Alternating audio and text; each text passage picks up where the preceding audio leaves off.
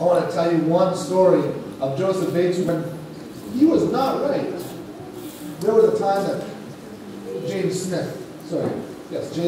White, he got excited that he needed to start a little paper to start sending out to the different believers.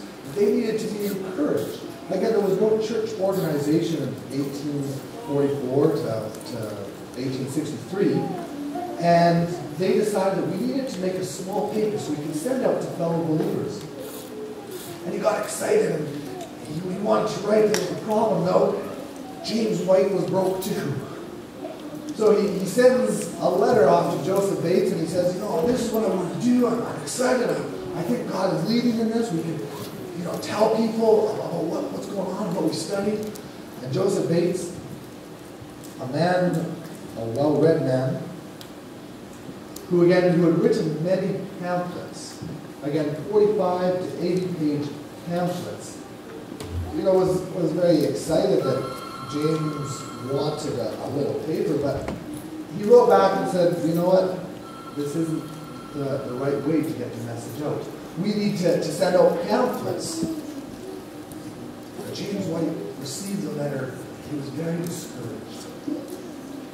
He was distraught.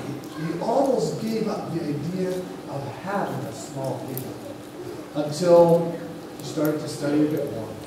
And his wife encouraged him to receive the vision that she saw this little paper going throughout the world. I'm sure we've all heard of the Adventist Review of Herald. This little paper that James White wanted to start. And he wrote back to Joseph Bates saying, this is what my wife has seen in vision. This is what we want to do. And Joseph Bates changed his mind.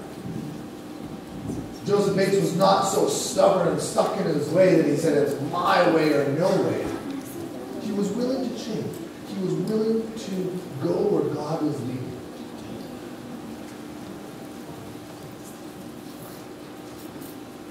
In 1858, they moved to Michigan at the age of 65. And he started the Michigan, or helped to start the Michigan Conference there. It wasn't until 1863 that the Adventist believers there decided that they, at their conference, needed to meet with other believers.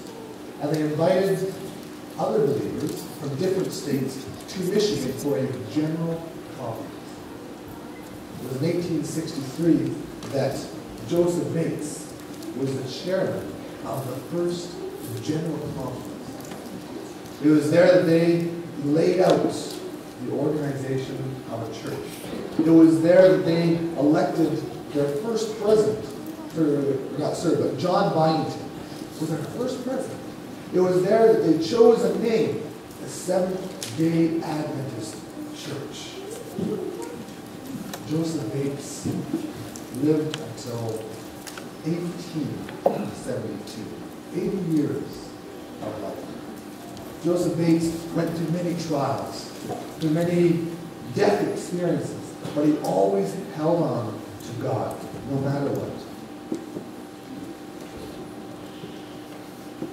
Bates was willing to follow the Lord and knew light, but he was not gullible.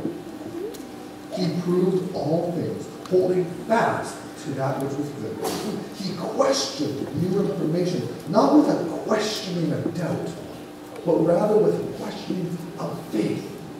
Lord, show me where you are in this.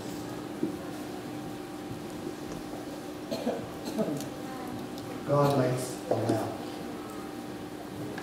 on our path. But oftentimes, if you're not moving with the Lord, you are left in darkness. God doesn't just ask you to accept the light and stay right where you are. He wants you to accept the light and be movers.